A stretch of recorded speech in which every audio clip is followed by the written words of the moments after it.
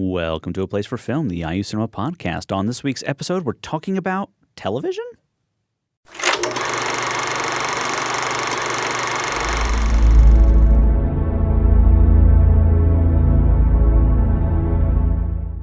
All right, hello everyone. Welcome to the show. My name is Andy Hunsucker. And I'm Jason Thompson. And on this week's episode, we're going to talk about television, not film this week. We're going to talk about television. Television is becoming more and more of a sort of respected dramatic genre, a place where you can tell a great story. And we thought we would talk about that. It's becoming more and more like great films. So we're going to talk about that with Craig Simpson from the Lilly Library. Hello again. The manuscripts archivist and a great lover of good television. Yeah. Bad television too? No. I like some bad television sometimes. Depends on my mood. Yes. Yeah. Okay. Well, let's get into our main topic of the day, which is television as film. Yep. It used to be that if you were a television actor or director, you were less than. Making the jump, especially for a director from television to film, was almost impossible. Actors... Again, if you had been a film actor and you were on television, it was like, oh, not doing so great now, are you? Yeah. That has changed. We are now in an era where television is, frankly, probably more prestigious than film in a lot of cases. And I just wanted to talk about how that happened and what shows are bringing about that change. So I've got a lot of notes here, but I tried to trace this back. Like, when did this happen? And I couldn't get any further back than The Sopranos. Can anyone think of anything earlier than that had the prestige of The Sopranos? Well, ER maybe? So, I think those shows are kind of building up to it. I mean, the shows I grew up with were like, as far as dramas, we're talking Magnum P.I. and Simon and Simon, and shows that could be fun, but they were sort of they usually had kind of self-contained episodes. Yeah. Well, that's the other thing that I want to talk about. As opposed to serial storytelling. Yeah, because the idea of a television show was you can do anything you want in the episode. At the end of the episode, everything has to be right back to normal because we got another one of these to shoot next week. Right, everything starts back again. Yeah. And there were, and you're absolutely right, as far as directors and actors, there were exceptions like Steven Spielberg. He never went to film school. His first gig was he did an episode of Night Gallery with Joan Crawford. But that's a little different. That's kind of another sort of serial kind of show. And then you had, a case like Tom Selleck, who was almost going to play Indiana Jones, but he had the commitment to the TV show. Pierce Brosnan as well. Pierce Brosnan. Didn't get to play James Bond because he was Remington Steele. So. I'm not the biggest fan of Twin Peaks, although actually my godfather played the mayor. Really? On the show, yeah, John Boylan. Interesting. But I think that show, which came out I think in 1990 or 91, at least the first season, because it was David Lynch, a filmmaker whose name was attached to it. I think that kind of maybe got the ball rolling. But you're right, it wasn't until HBO in the late 90s and early aughts, so you had The Sopranos, Deadwood, and The Wire, that I think television really started to become really something. Yeah. And let's talk about Twin Peaks for a second, because I am a big fan of Twin Peaks, but I recognize that it's essentially a miniseries, and then they tried to make a TV show out of the miniseries. Right. So they solved the mystery of who killed Laura Palmer, and then they just went off into the weeds. And it was like, whoa. So watch like 10 episodes. I think it's 13 episodes. When you see who killed Laura Palmer, just ignore the rest of it. You can watch the rest of it because it's fascinating. It's like they got David Duchovny in a dress, and it goes nuts. Because David Lynch essentially left at that point because he was done. That's an interesting one. I hadn't thought about that, but you're right. That is sort of up on that level, at least for a certain amount of time. Well, and I brought up ER earlier because as this, you probably take like seasons 1 through 5, and like you said, it kind of everything resets back to normal. And they spent they never really went outside of the hospital. And then sort of after that, pretty much once George Clooney left, you really started getting characters that were going outside of the hospital. You were getting these storylines where, you saw people in their apartment and you thought this is kind of weird, like, oh, this is strange. And then, all these sort of set pieces, like them actually filming it in Chicago and getting all this stuff, pulled in. So, and of course at that point, George Clooney becomes a big movie star. So they're like, oh, well, let's try to do this with some other people. Like Noah Wyle, of course, stuck around up until a certain point. And then after that, they really started stretching it to sort of make you really want to connect with the characters rather than the random hospital, accident, to come in the door. There were even episodes that you never went into the hospital. And I thought, okay, well, they're trying at least. Yeah. But obviously, HBO having the ability to sort of flesh out these characters in more of a non-serialized format was really working. So that, of course, was NBC sort of slowly sliding down the mountain. Yeah. Well, and I think it. The other thing about it is the technology has changed. Yeah. It used to be that even if you shot your television show on film, which a lot of them did because that's what people knew how to use, you were broadcasting it in video. Yeah. Right. That's it. That's all you got. That's and that's how it had to be. Now, you go to see a movie and it might not look as good as the TV show that you're watching at home. Right. I mean, and that might be an intentional choice of the director, but they're all using the same technology and they're all broadcasting essentially the same technology because it's all digital now. Well, the cost is about the same now. Yeah. If you wanted to shoot a hour-long movie, essentially you would be paying the exact same or even less for a TV show. It's just there's not much of a difference, and I feel like perhaps even behind the scenes, people can go from working on a TV show to working on a film as if it's no issue whatsoever because they're being shot and lit and recorded in all the same ways. So yeah, technology has really sort of caught up on a financial and a technical level to where it's viable for either TV or film to sort of go that route. And I also think there's a generation of directors right now that grew up on television. And now it's sort of like kind of a cool thing, like, oh, I'm going to go direct an episode of this cool TV show. Like Rian Johnson, guy who did Looper's, directing an episode of Breaking Bad in the upcoming season. Right. Well, he did. He already did one. He's doing Fly, which is terrific. He's doing another one. We have a buddy who worked on this last season of Breaking Bad, and she texted me like, "You won't believe who's directing this one." And then she made me guess, of course, and I couldn't guess. And she's like, "It's Rian Johnson." And then I had to look him up because I didn't know the name, but. Once I saw the name, I was like, whoa, that's cool. I mean, even Quentin Tarantino directed an episode of CSI. Yeah.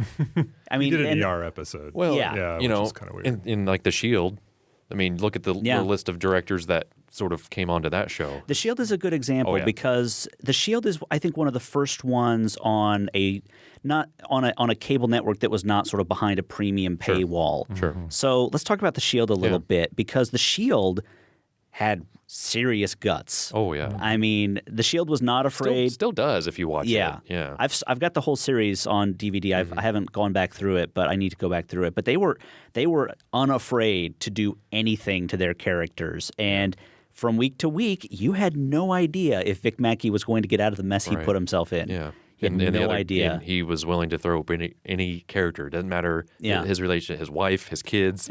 Maybe not his kids. His kids were probably the only untouchables in that. Yeah. Everyone else, game on. Yeah. Which was kind of amazing. I think the real difference between old television and new television is kind of guts. Well, and think about it. Think about what he was doing before that show. Think about Michael Chiklis. I mean, he was like a family-friendly kind of like he was like the chubby, overweight guy who was like sort of balding and like he was on the Commish. He was the Commish. The Commish, exactly. Like, which you probably haven't heard of that show if you're under the age of 40. Right. We've only heard of it through rumor, but I certainly never seen an episode, but I remember the name because it's such a weird name. Yeah, but it tells you exactly what the show is. That's a pretty big leap. I mean, like the only other. I think of like Bruce Willis. Of course, he did Moonlighting, and then he goes on to do like Die Hard, and then et cetera. So it's like that's comparable, but I don't know. Moonlighting to like Die Hard, not as much of a like leap. I think it's from Commish to Vic Mackey on The Shield. Like that's a huge leap. Yeah, and then of course then he tries to go back and do like Fantastic Four. And it's just like, that's Vic Mackey. Like, when is he going to punch? Vic the Human Mackey, Torch in the face. If you've never watched The Shield, is it on streaming somewhere? I don't know so. if it is. I don't think it is. But Vic Mackey is probably one of the earlier. He's sort of He's the super anti-hero. Yeah, I guess I would say sort of, Tony Soprano, sort of like the original kind of TV anti-hero that really, you weren't sure what he would do. Vic Mackey takes it even further because Vic Mackey is not terrible things. Is not supposed to be a criminal. He's a cop. Yeah. Well, he as a character does terrible things to people, whereas Tony Soprano was having other people sort of do terrible things to other people. Like Vic Mackey is directly affecting people's lives in amazing, awful ways. Yeah. So it's and by the way, don't buy or rent it on Blu-ray. Doesn't matter. Like the grain is all still there. It's all on purpose. You're not going to get any quality difference. Get the DVDs, and you won't regret it. Yeah. Yeah. You've brought up one interesting change in TV the last few years, which is back up through, say, the 80s and 90s. There was the concept that the main character of a TV show had to be likable. I mean, always likable. Yes. Because they're coming into your living room. They're guests in your home. And so you don't want an unlikable person. But then beginning with Tony Soprano, and then, all through characters now, through Don Draper on Mad Men to the leads on The Americans, Sons of Anarchy, interesting show, Sons of Anarchy, and of course Breaking Bad. All these guys are really just kind of really terrible people, but I can't stop watching them. I know because they're so compelling. I know. I'm totally caught up on Breaking. I'm terrible about watching television shows all the way through, so I'm on about season 2.5 of Mad Men. But I finally did catch all the way up on Breaking Bad, and that one's fascinating because, Walter White sort of starts out as that kind of family-friendly, like, oh, I really feel for him. I really want him to do good things. By the point we're at now in the show, it's like, I can't believe someone hasn't shot him yet. It gets worse. Yeah. No. I'm caught up to the most recent episode. Yeah. And you are. Yeah. Yeah, the very most recent episode, and. It's insane. And that's what you can do with a long-form television show. You can take that character on this journey where you don't have to – you can take them to that dark place and you can either redeem them or you can damn them. And I want to see what happens, What about Homicide: Life on the Street? That's a good example as well. Show, it's kind of like tipping the cup over a little bit, I think. Yeah, obviously, I think that was like proto The Wire, and it definitely had a lot of serialized elements.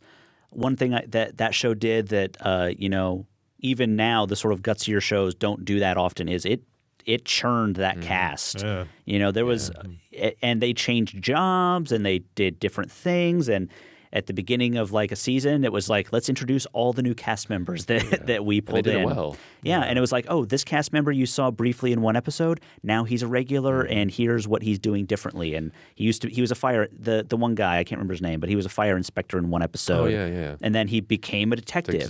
Yeah. It was like, and that felt real. Yeah. Yeah, there's a definite you can trace from Hill Street Blues in the 80s, which for the 80s was a great gutsy show, although it looks tame now compared when you go through Homicide and then through like The Wire as well. And even other shows, what's great about these shows is that they often don't really help you out a lot.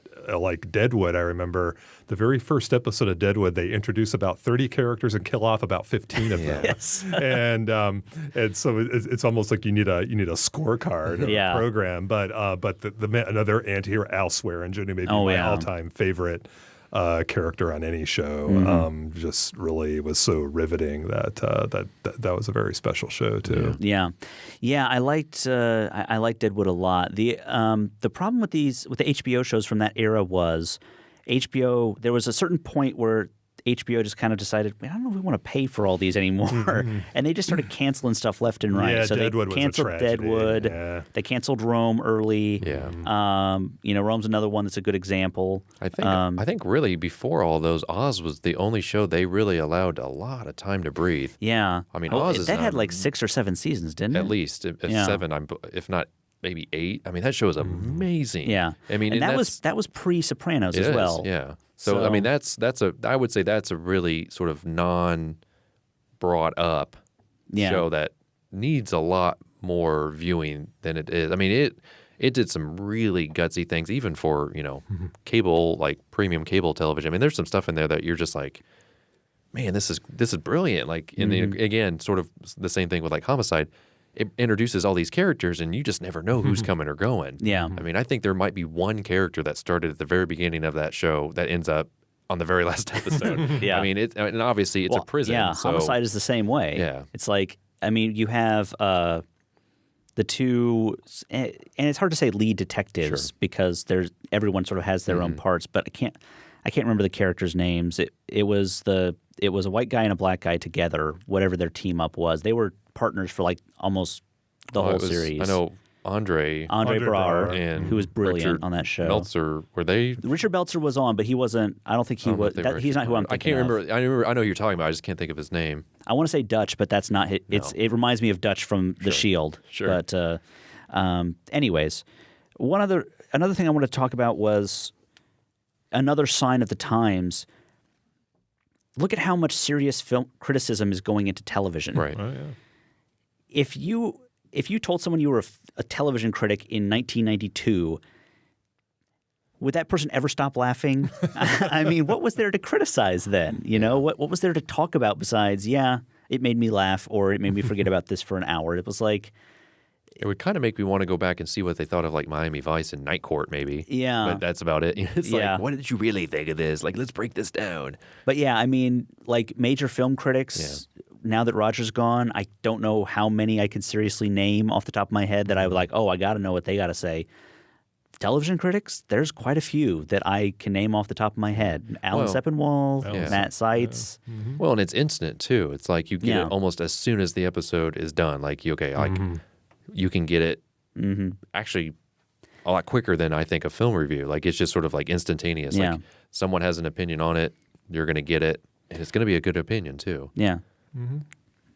Yes, those recaps are, I imagine, never having done them, very difficult to do. So the names that you mentioned, they're really skilled at churning those out pretty quickly and having a lot of good things to say. Yeah, and you know, not to purposely divert the topic, but of course, you know, we've talked about HBO. They sort of allowed themselves the room and the finances to bring on shows, sort of allow people to want to see these shows.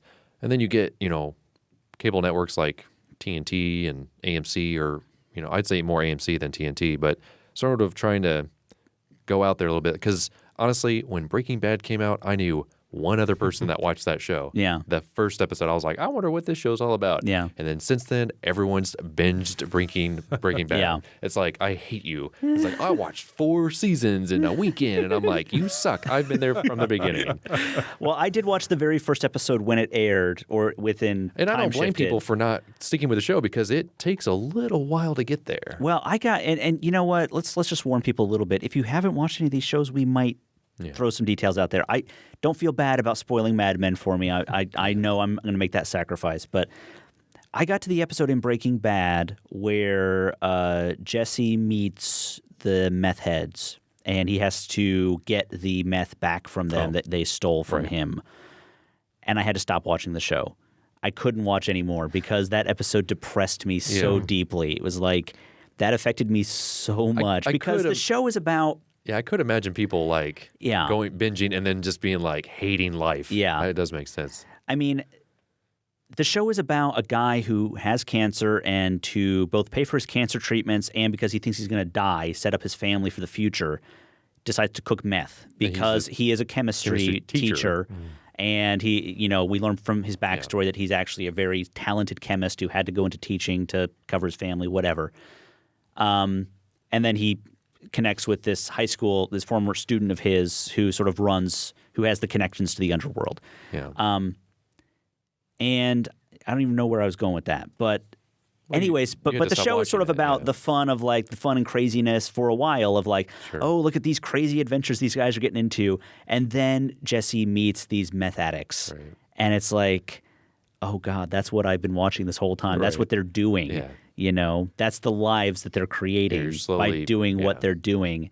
And it stopped being fun at that point, and I had to just stop for a while. Well, it makes me wonder too if that's sort of the actual one of the actual reasons why they're just like, we're stopping the show at this now. Like we got one more season, because it's like it is sort of like getting to the point where it's like you can't like it's not fun anymore. You can't just go back to the days where like he's running around the desert in his underwear. Like it's just like It's just not going to happen anymore. And I think it's calculated that they did it that way to be like, oh yeah, you think it's fun now? Well, this is what they're doing. Right. Yeah. Now you're complicit. How do you feel about that? Yeah. I think it is calculated, and I think it's kind of genius.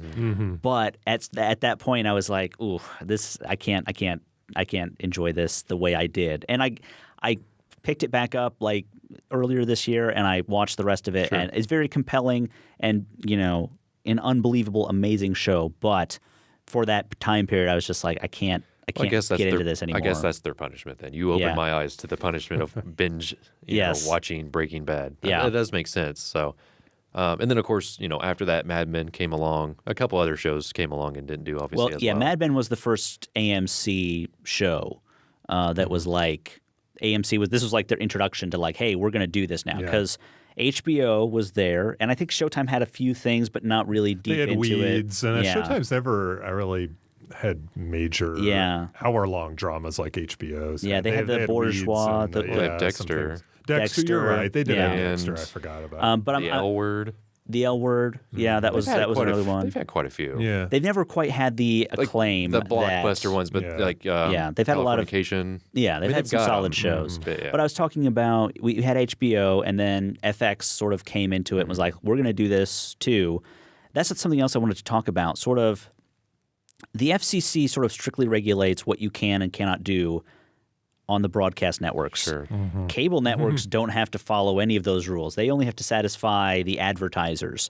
If they get viewer complaints, doesn't really matter that much to them, I don't think, because the only people they have to satisfy are the people paying for the shows, which are the advertisers. Otherwise, they can show essentially whatever they want. Yeah, the premium cable ones can do whatever they want. But of course, like FX and stuff, like even like Comedy Central, they are sort of still regulated to a certain extent. Up to a certain time, I think. It's like 10 p.m. Back in the day, though, I mean, like South Park, like it was that whole episode where they just, it was the S word. Like it was just like, S this, S that. And it was just kind of like, okay, we get it. Like, yeah, there are some limits. I mean, Mad Men and Breaking Bad, I've never heard the F word on either show the way you would HBO. I watched it when I was watching it on Netflix. I noticed there have been some there were a couple. Yeah. I don't know if they were broadcast this way. There were a couple where, like, the very last sentence in the episode had the F word. So it makes me wonder if somehow that shifted past the time when they could say it. I think so. Well, in this particular season of Mad Men, they've used the F word twice, and it's been cut. Like, it's been like deliberately, like it just goes unaudible, and then it keeps going again. So it's like, okay, we're totally putting that on the DVD. Like, it's like obvious that that's what they're going to be doing. Yeah, so that's why I don't know if it was like that when the broadcast version, or if it was just it was there and then you didn't hear it. And there's obviously the lack of nudity as well. I mean, Mad Men. Well, The Shield had some nudity. Well, it did, and it had to basically ask for that. Like, it had to basically creative be like, okay, we're going to do this for this reason, and they pretty much had to get permission. But like, honestly, Mad Men, of all the things it does, nudity would, I wouldn't say enhance the show, but I think it would certainly take advantage of it. So there are definitely still some restrictions there. Well, and it's interesting because Mad Men is set in that time that, we're familiar with it from movies and such where we don't see people acting like that in those movies, so it's a little alien. Seeing nudity in that environment would be shocking. That would be shocking in a way that I don't think maybe that's could just be like shocking. the last shot of Mad Men. Maybe so, just fully naked Don Draper. They have been talking about John Hamm quite a bit, in that sense. So maybe that's just what they're building up to, like a Dirk Diggler moment. That would be amazing. Yeah. But I don't know. And that's what television can do that a movie can't do. A television show can shock you, and because so many people are watching it all at once, it can be this thing. A movie, I can choose to go watch it, but it's a lot of work. A television show, assuming I have cable, which I don't, but assuming I did, I could just turn it on and experience that with everyone. Twitter makes that possible. Yeah. Yeah, Twitter has changed a little bit. And it's interesting to see the shows pre and post Twitter, like that have sort of like Mad Men, Breaking Bad. I mean, that Twitter really wasn't around in the sense that it is now. So yeah, that is kind of interesting to sort of see how that has steamrolled into certain popularity of shows. Like, what if Twitter was around when Deadwood was on? Yeah. I think that might have perhaps helped. Yeah, you're right. I think it would have. So and The Wire and a lot of those shows. Yeah. I mean, I certainly know Hannibal, which is a show that is very cinematic in its the way it's shot. I really feel like social media has helped that show get a second season. Yeah, because and even our account, I was sort of spamming it with some Hannibal stuff because it's such a good show that people need to watch. And of course, it's obviously based on sort of cinematic material. But yeah, I mean, I don't feel like that show would exist if it wasn't for Twitter. And there's fascinating things on Twitter. What I find interesting about Hannibal is it takes things further than I think even an NC-17 rated movie would reasonably take things. And I warned you. I told you it was a bit much. I saw it's like the second or third episode. I won't describe it too you don't need to. deeply, but it's still a little fresh. It's quite literally fresh. I've never seen anything like that, I haven't either. and I couldn't believe that could be aired on a broadcast network ever. Not at midnight, not at 2 a.m. Yeah. I could not believe it. I would agree. That was surprising to me. But I think relaxing the broadcast standards a bit, as they clearly have been, and I think broadcast networks even like after 9 p.m. they can show a lot of stuff that they couldn't show previous to that. Has helped with a lot of these television shows, and the fact that you have this string of successes. Not all these shows are successful, obviously. I don't know if anyone saw what was David Milch's show after Deadwood. It was like John in Cincinnati. Yeah. And then Luck, which is kind of another tragic story that he did with Michael Mann, which I never saw, but I've been meaning to catch up to. Yeah, John from Cincinnati I watched the entire first season of, and there was like 3 episodes that I thought, that was really good. The rest of them were like, I can't believe I wasted my time watching that. Yeah. So, we should get out of here. I imagine we'll be doing this sort of episode again in the future. Not too often, I don't think. This is a place for film, not a place for TV. But maybe every year we can come back and update everyone on our favorite shows. We can do one a year about television, especially during the summer when we don't have anything else to talk about at the cinema. But we'll get out of here. Craig, thanks so much for joining us. Thank you for joining us every time. Sure. We'll get out of here. Thank you guys for listening. My name is Andy. And I'm Jason. This has been, and always will be, A Place for Film. A Place for Film is recorded at WFIU Studios in Bloomington, Indiana.